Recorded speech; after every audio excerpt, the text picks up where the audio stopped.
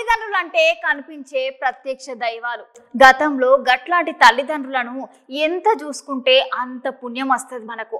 కాకపోతే కన్న కొడుకులు ఇద్దరు ఒక కన్న తల్లిని పట్టించుకోక ఆ తల్లి పరిస్థితి ఎంత బాధపడుతుందో చూడుండ్రి.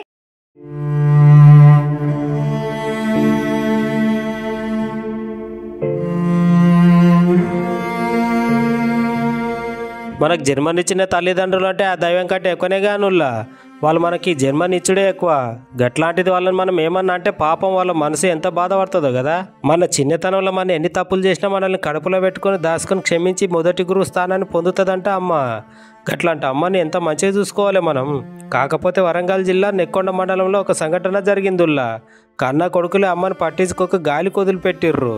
ఈ ముసలితనంలో అమ్మకు తోడుండాల్సిన పిల్లలే ఏముల్లా అమ్మని పట్టించుకోకుండా వదిలిపెట్టిర్రు. అయితే కొమురమ్మకు 73 సంవత్సరాలుల్లా. కొమురమ్మ కింద పడి దెబ్బ తాకితే ఇద్దరు కొడుకులు హాస్పిటల్కి తీసుకుపోయి చికిత్స పూర్తిగా కాకముందే ఆ తల్లిని ఇట్లా వదిలిపెట్టి ఎవరి దారి వాళ్ళు చూసుకున్నారు.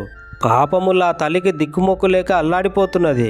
ఆమెకు తాకిన దెబ్బకు చీమలు దోమలు ఈగలు పట్టి ఆ గాయాన్ని కొంచెం కొంచెం తినుడు షురు చేసినాయి.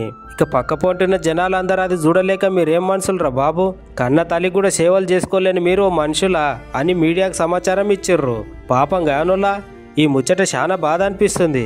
ఎందుకంటే ప్రపంచంలో అందరికంటే గొప్ప స్థాయిలో ఉండేది అమ్మ స్థానమే. గట్లాంటి అమ్మను పట్టించుకోకుండా చీమలకు దోమలకు ఆహారంగా పడేసినట్టు పడేసి ఎవరి దారి వాళ్ళు చూసుకున్నాడు ఏమాత్రం న్యాయముల్లా అని అంటున్నారు ఈ వీడియో చూసిన జనాలందరూ.